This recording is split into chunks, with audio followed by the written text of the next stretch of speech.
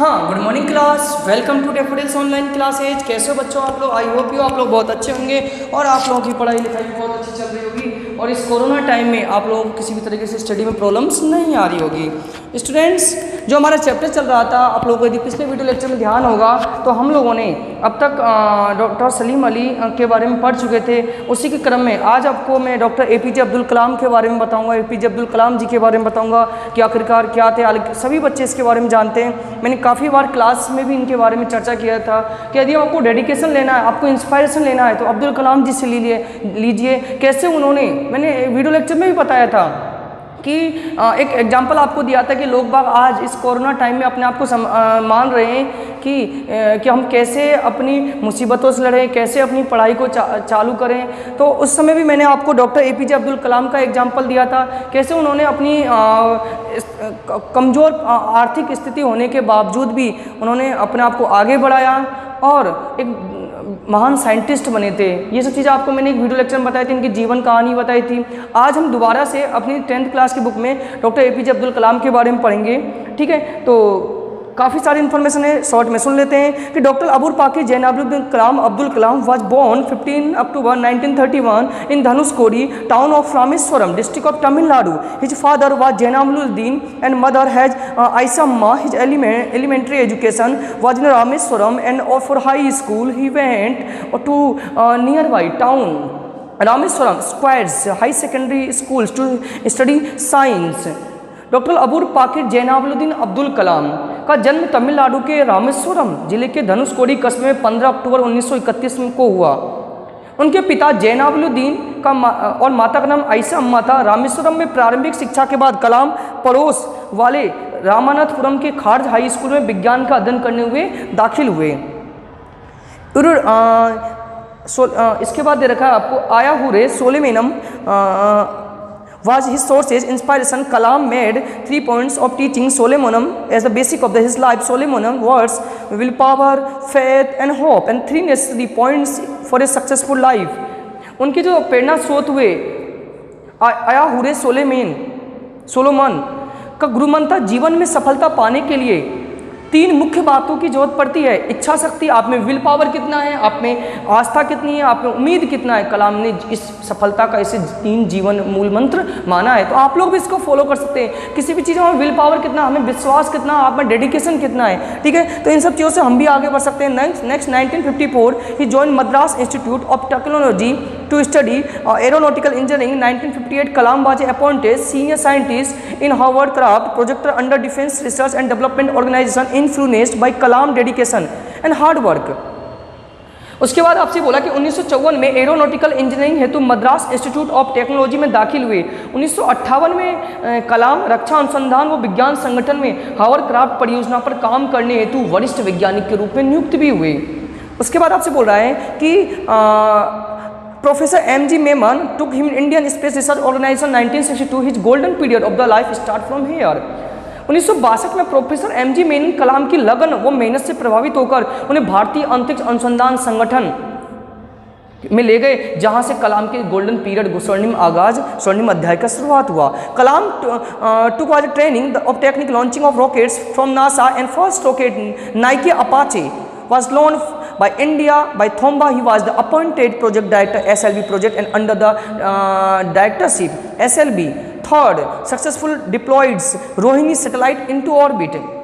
कलाम ने नासा में रॉकेट प्रक्षेपण की तकनीक प्राप्त की। नासा जो कि अमेरिका की स्पेस एजेंसी है, भारत में पहला रॉकेट नाइकी अपाचे बनाया, अंडरलाइन करना। इन्हें एसएलवी परियोजना का प्रबंधक भी बनाया गया था। इनके नेतृत्व में SLV 3 ने सफल उड़ान भरी, जिसे रोहिणी उपग्रह अंतरिक्ष में सफलतापूर्वक प्रक्षेपित किया। कलाम ने महत्वपूर्ण मिसाइल कार्यक्रम समन्वित निर्देशित कार्यक्रम 1983 में पृथ्वी अग्नि त्रिशूल नाग आकाश मिसाइलों का प्रक्षेपण किया और 1958 में पोखरण में किए गए परमाणु परीक्षण का नेतृत्व भी किया। मिसाइलों में महत्वपूर्ण योगदान के कारण इसे मिसाइल मैन से भी इन्हें जाना जाता है। तो आगे हम समझिएगा डॉक्टर कलाम ने क्या किया था। उन्होंने पोखरण टेस्ट भी किया। 1983 chief executive training guided missile development programme IGMDP and played important part in the developing launching in Prithvi Agni Trishul Nag Akash. इन्होंने 5 मिसाइलें लॉन्च की।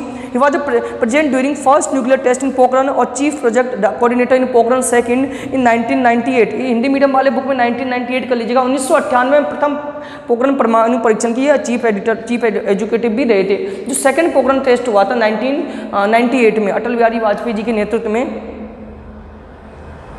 उसके बाद for is important contribution development of the India is also now missile man. Doctor Kalam was elected highest constitutional post of the serve president of India 2002 to 2007। Government of India honour him Padma Vibhushan 1981, Padma Vibhushan 1990 and Bharat Ratna 1997। On July 27, 2015 Kalam died cardiac arrest delivering a lecture IIM Shillong। It was the great setback not only for India but for whole world। क्या बोल रहे हैं आपसे? Doctor कलाम 2002 से 2007 तक भारत के सर्वोच्च संवैधानिक पद राष्ट्रपति पद से इन्होंने सुशोभित भी किया और 1981 में पद्म भूषण पद, 1990 में पद्म विभूषण और 1997 भारत रत्न से इन्हें सम्मानित किया गया। 27 जुलाई 2015 को IIM शिलांग में अपने स्पीच दे रहे थे, लेक्चर दे रहे थे। उस समय इनकी कार्डियक अरेस्ट, हृदय गति रुक जाने से इनका निधन हो गया और जो कि हमारे लिए नहीं संपूर्ण विश्व के लिए वो क्षति का कारण था। यदि अब्दुल कलाम जी की मैं बारे में बात करूँ, ये तो क्या एक बुक में दिया गया था, शॉर्ट में दिया गया। यदि उनकी जीवनी की बात करें तो बहुत गरीब परिवार से वो लोग बिलोंग करते थे। ऐसे नहीं है उनके पास कोई कमी थी, इस तरीके से बहुत इकोनॉमिकल कंडीशन खराब थी। उन्होंने उस सिचुएशन से अपने आप को निकाला और आगे जाकर उन्होंने मेहनत किया और एक महान साइंटिस्ट के रूप में हमें भारत को, पूरे वर्ल्ड को एक मिला। ठीक है, कई बार वो असफल भी हुए थे, जैसा कि मैंने आपको क्लास में वीडियो लेक्चर्स में बताया था मैंने आपको कि वो पायलट एरोनॉटिकल इंजीनियरिंग से उन्होंने पढ़ाई पूरी करी थी, वो पायलट बनना चाहते थे। लेकिन बाय द जिस समय पायलट की एग्जामिनेशन दे रहे थे उसमें मान 10 कैंडिडेट को लेना था, उसमें 11 रैंक आई थी इनकी, तो उस समय ये असफल हो गए थे। अगर वो उस समय ये असफल नहीं होते, भारत को आज एक महान साइंटिस्ट नहीं प्राप्त होता, वो एक पायलट बनकर ही रह जाते। ठीक है, तो इस तरीके से कई बार असफलताएं हो सकता है जीवन में एक बड़ी कामयाबी को देखना चाहती है, तो ये नहीं कि हम असफल हो गए, हम कुछ नहीं कर पा रहे तो हम कुछ भी नहीं कर पाएंगे। इसके बाद सबसे ज़रूरी होता है कि हम इस कोरोना टाइम में किस प्रकार से अपने आप को स्टेबलाइज्ड कर रहे हैं, किस प्रकार से हम डिफिकल्टी से लड़ना चाह रहे हैं। मैं आपको एक एग्जांपल देने की कोशिश करता हूँ, यदि आप समझ सकते हो। सुंदर पिचाई नाम सुना होगा आप लोगों ने, सुंदर पिचाई का गूगल का CEO है, जो कि इंडिया का, भारत का मूल निवासी, भारत से बिलोंग करता है सुंदर पिचाई। ठीक है, जो आप लोग गूगल चलाते हो, गूगल में कुछ भी सर्च करते हो, ये गूगल का क्या है, CEO है। ठीक है, गूगल हेडक्वार्टर का, जो आप गूगल जो चलाते हो, अब भारत का ही है, हैदराबाद का रहने वाला ये। एक बार मैंने भी इसके बारे में कहीं सुना था, मोटिवेशनल स्पीकर्स जो होते हैं उनके द्वारा मैंने सुना था इनके बारे में, तो उसमें बताया गया था, जो मैं आपके सामने शेयर कर रहा हूँ। सुंदर पिचाई जो कि गूगल के CEO हैं, जब एक बार इंटरव्यू में इनसे एक सवाल पूछा गया कि आपकी जो कंपनी में, मान लो आपकी कंपनी में आप इंटरव्यू ले रहे हो और CEO पोस्ट के लिए, कंपनी की सबसे बड़ी पोस्ट होती है CEO। ठीक है, उसके लिए मान लो आपके पास 4 कैंडिडेट आए। ठीक है, सुनना आप क्या मैं कहना चाह रहा हूँ। 4 कैंडिडेट आए इसके पास, मान के चलो इनसे पूछा गया और चारों ही कैंडिडेट वेल टैलेंटेड है। चारों ही कैंडिडेट क्या है, वेल टैलेंटेड है। मान लिया हमको एक नाम मान लेते हैं, 4 नाम मान लिया, एक रवि मान लिया, एक मोहन मान लिया इन्होंने। ठीक है, उनको एक इंटरव्यू में क्वेश्चन पूछा गया था न्यूज़ रिपोर्टर के द्वारा, एक को हमने सुरेश मान लिया, एक को राकेश मान लिया। इनसे ऐसे एक क्वेश्चन आज किया गया रिपोर्टर के द्वारा कि आप अपनी कंपनी के लिए CEO अपॉइंट करना चाहते हो, CEO को जॉब पोस्ट खाली है, वैकेंसी खाली है, आप उसके लिए किसी को अपॉइंट करना चाहते हैं। आपके कंपनी में 4 लोग इंटरव्यू के लिए आए और चारों ही जो लोग हैं ना वो वेल टैलेंटेड है। मान लो रवि किसी कंपनी में जॉब करता था CEO पोस्ट पे, उस कंपनी को 500% ग्रोथ कराया। जो भी कंपनी की पहली पोजीशन थी 500% उसको और बढ़ाया, इंक्रीजमेंट किया। और मोहन ने 1000% इंक्रीज किया जिस कंपनी में पहले काम करते थे। इसने मान लो इसने भी 1500% और इसने 2000%। यानी इस बात में तो कोई शक नहीं है, चारों वेल टैलेंटेड है, चारों में कम टैलेंट कूट के भरा है। समझ रहे हो मेरी बात? जो सुंदर पिचाई से सवाल पूछा कि 4 लोग आपके पास CEO पोस्ट के लिए आए और चारों ही वेल टैलेंटेड है, कोई भी इनमें टैलेंट की कमी नहीं है। जिस कंपनी से ये आए हैं उस कंपनी को उन्होंने इतने % का ग्रोथ कराया, जो पहले कंपनी की पोजीशन थी अब उन्होंने इस कंपनी को इस पोजीशन पे पहुंचा दिया है। तो आप इन चारों में से किसको अपॉइंट करोगे? ठीक है, अमूमन मेरा आप लोग भी आंसर क्या दोगे? तो लास्ट वाला है वो राकेश, 2000% जिसने इंक्रीजमेंट किया, सबसे ज़्यादा कंपनी को फायदा पहुंचाया, उसको वो अपॉइंट करेगा। नहीं, उसने बताया आप कैसे अपॉइंट करोगे, तो उन्होंने एक जवाब दिया, उस जवाब को आप सुनिएगा और आप लोग अपने पे भी लीजिएगा। उन्होंने कहा कि मैं चारों को एक एक करके बुलाऊंगा और सभी को 20 से 25 मिनट का मैं टाइमिंग भी दूंगा। मैं सिर्फ एक ही उनसे करना है मेरे को क्वेश्चन कि जब उनका लाइफ में, जब इन चारों के लाइफ में जब डिफ़िकल्टीज़ का टाइम आया था, कोई मुसीबत का दौर आया था, तो उस मुसीबत को इन्होंने कैसे टैकल किया और उससे कैसे बाहर निकले।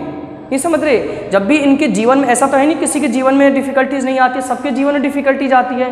तो जब इनके चारों के अपने जीवन में मुसीबतें आई और उस मुसीबत से किस प्रकार से ये लड़े, कैसे करके इन्होंने अपने आप को आगे निकाला और आज ही इस मुकाम तक पहुँचे। और चारों लोगों को बस 20 से 25 मिनट का टाइम दे दिया गया था। तो सुंदर पिचाई जी का कहना था कि जब तक इंसान वही अच्छा है, वही टैलेंटेड है जो मुसीबतों को से how will be difficult to problem we are fight and solve the difficulties, कैसे हम परेशानियों से लड़ते हैं और उनसे आगे बढ़ पाते हैं। मान लो कोई एक रवि है या राकेश की बात करते हैं कि जिस कंपनी में जॉब, मान लो इन्होंने बोला यदि मेरी कंपनी में इसको जॉब करूँगा, मेरी कंपनी तो वैसे ही ग्रोथ कर रही है, एक बने बनाए कहते हैं ना, बना बनाया माल होता है उसको और आगे तक बना बनाया तैयार है खाना, सिर्फ आपको उसको खाना ही। तो इस तरीके से काम करें, मान लो ऐसी कंपनी में गया या पहले से ही वो ग्रोथ कर रही है और उसको और ग्रोथ कर रहा है। लेकिन सबसे टैलेंट ये कि जब आपकी कंपनी घाटे में चल रही है, जब आप पे मुसीबतों का दौर है, तो वो कैसे आपको उबार रहा है, कैसे आपकी कंपनी को इम्प्रूवमेंट कर रहा है। सेम के सेम हमारे साथ भी यही पोजीशन है, किस प्रकार से जो इस समय हमारा डिफ़िकल्टीज़ का टाइम चल रहा है, परेशानियों का टाइम चल रहा है, स्टडी बंद पड़ी हुई है और इस परेशानी में हम कैसे अपने आप को उभार पाते हैं। तो समस्या ये है कैसे आप how we can difficulties to fight against problems and solve out this difficulties, कैसे आप इन समस्याओं से लड़ सकते हो, जूझ सकते हो और अपने आप को आगे बढ़ाने की कोशिश हम कर सकते हैं। तो आज मेरा बताने का मकसद यही था कि आप लोग अच्छी तरह से डेडिकेशन से पढ़िए, मेहनत करिए, हो सकता है आने वाला समय आपका ही हो। कभी भी मुसीबतों से नहीं घबराना है, मुसीबतें होते ही क्यों हैं, लड़ने के लिए। ठीक है स्टूडेंट्स, तो आई होप यू आपको आज का वीडियो लेक्चर भी समझ में आ गया होगा। इसी के साथ हमारा चैप्टर भी कंप्लीट हुआ। APJ अब्दुल कलाम के बारे में जो भी मैंने आज आपको बातें बताई वो आपके लिए जीवन में आगे भी काम आएगी। तो कभी भी मुसीबतों से नहीं घबराना है, हमेशा इससे आगे बढ़ने की कोशिश आप लोगों को करना है। ठीक है स्टूडेंट्स, समझ गए आप लोग। आई होप यू आप लोग आज का वीडियो लेक्चर भी समझ में आ गया होगा, आपको आज का चैप्टर भी कंप्लीट समझ में आ गया होगा और किसी भी प्रॉब्लम आपको, किसी भी तरह की आपको प्रॉब्लम्स नहीं आई होगी। एक बात मैं और आज बता देता हूँ, थोड़ा सा वीडियो लेक्चर लंबा हो गया है, सुनिएगा। एक दो चीज़ें होती हैं, आप लोग वीडियो लेक्चर देख रहे हो, मेरी बात समझना, आप लोग अभी वीडियो लेक्चर मान लो जितने भी बच्चे देख रहे हैं, समस्या इस बात की है कि कितने डेडिकेशन से, कितने ड्यूरेशन तक आप वीडियो लेक्चर को देख रहे हो, कितना आप टाइम दे रहे हो, कितना आप में पेशेंस है, इन सब चीज़ों पर डिपेंड करता है। मान लीजिएगा कि टीचर आपसे कुछ ज़्यादा नहीं चाहता है, टीचर आपसे यही चाहता है कि आप कितना ड्यूरेशन दे रहे हो, कितना आप ड्यूरेशन दे रहे हो, कितना आप डेडिकेशन से टीचर को देख रहे हो। मेरी बात समझिएगा गौर से, कितना आप जो वीडियो लेक्चर्स आपके आ रहे हैं कितने टाइम तक उसको देख रहे हो। टाइम से मेरा मतलब नहीं कि आराम से हम देख रहे हैं, कितने टाइम दे रहे हो उस वीडियो लेक्चर को देखने के लिए, कितना आप शांतिपूर्वक उसको देख रहे हो और उस वीडियो लेक्चर को कितने डेडिकेशन से आप देख रहे हो, कितने मन से देख रहे हो। समस्या ये एक अपन मोबाइल देख रहे हैं और सुन लेते हैं बस, हाँ भाई हमारा फॉर्मेलिटीज पूरी करनी है, होमवर्क किया और उसको होमवर्क करके हमने टीचर को सेंड कर दिया, नहीं, डेडिकेशन कितना है। तो इन सब चीज़ों के लिए ड्यूरेशन मीन्स टाइम, कितना टाइम दे रहे हो आप इस वीडियो को, इस वीडियो लेक्चर को, कोई स्टडी करने के लिए, कोई भी चीज़ सीखने के लिए आप उसको कितना टाइम दे रहे हो, कितने पेशेंस से देख रहे हो आप। क्योंकि आज के जीवन में यदि आपको बढ़ना है तो सबसे बड़ा पेशेंस आपको रहना चाहिए। पेशेंस का मेरा मतलब समझे, कब स्कूल खुलेंगे, पेशेंस ही नहीं हो रहा में, क्या पता एग्जाम लगेगी है या नहीं लगेगी।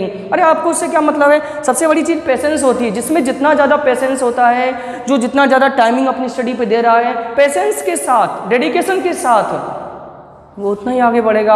हम लोगों में उतावलापन रहता है, उतावलापन मीन्स कब एग्जाम लगेगी, कब क्या होगा, उतावलेपन से कोई मतलब नहीं। आप मेहनत करिए, हार्डवर्क करिए, हो सकता है आने वाला टाइम आपका ही हो।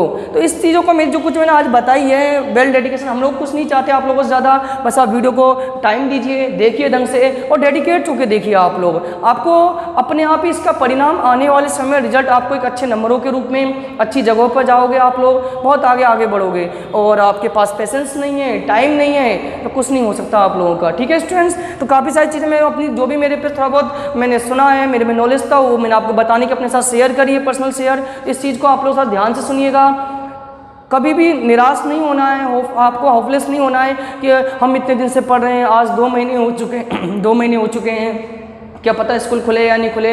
जो भी है स्कूल खुलेगा, जो भी सिचुएशंस गवर्नमेंट कोशिश कर रही है, आने वाले समय में जल्दी स्कूल खुल जाएंगे, लेकिन आपको हिम्मत नहीं हारनी है। जिस उम्मीद से, जिस आशा से आप लोगों ने जुलाई से क्लासेज ऑनलाइन चालू करी थी, उसी उम्मीद से आप भी देखते रहिएगा। हो सकता है इसका बेनिफिट आपको आने वाले समय में काफ़ी अच्छे परिणाम के रूप में देखने को मिले। तो ठीक है स्टूडेंट, तो thank you students, thank you for watching this video and attend this session. Thank you.